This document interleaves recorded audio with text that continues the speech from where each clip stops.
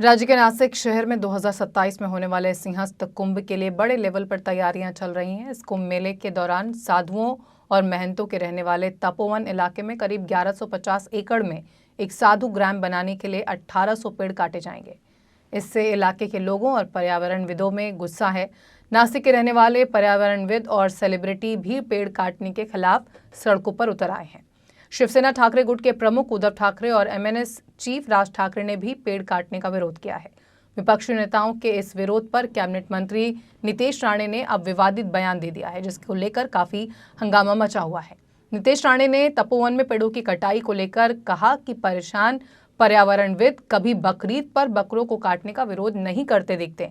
अगर सभी धर्म बराबर हैं तो बकरीद पर लोग क्यों नहीं बोलते हैं।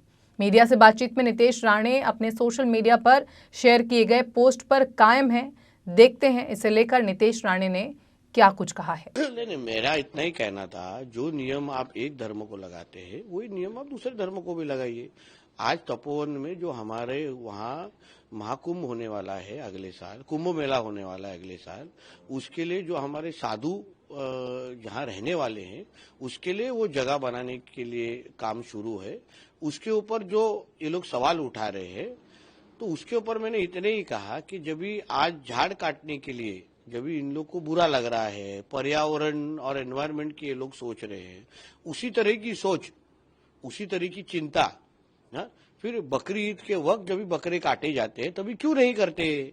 मेरा इतना ही सवाल है, जो नियम आप एक धर्म को लगा रहे हो वही नियम दूसरे धर्म को लगाइए। मैं उसी तरीके से बोला है, क्योंकि बकरी ईद के वक्त जब भी बकरे काटे जाते हैं, बहुत मतलब खून पानी में से खून मतलब निकलने का, सब जगह गंदगी फैलाई जाती है, तभी कोई इनमें आज जो झाड़ों के ऊपर बोलने वाले जो लोग हैं ना, वो कहीं भी हमको देखते नहीं है।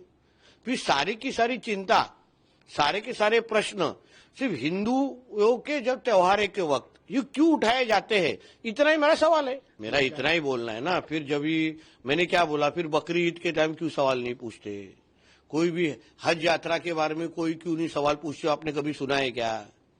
सारे के सारे सवाल, सारे की सारी कंट्रोवर्सी, ये सब के सब हिंदू धर्म के ही त्योहार के वक्त की जाती है। ये जो सीधा सीधा जो दिखता है उसके ऊपर मैंने सवाल उठाया। काउंटिंग जो एक्सपांड हुई है उसको लेकर अपोजिशन के देखिए ऐसा है, जब भी हम उनको मालूम है उनकी हार होने वाली है।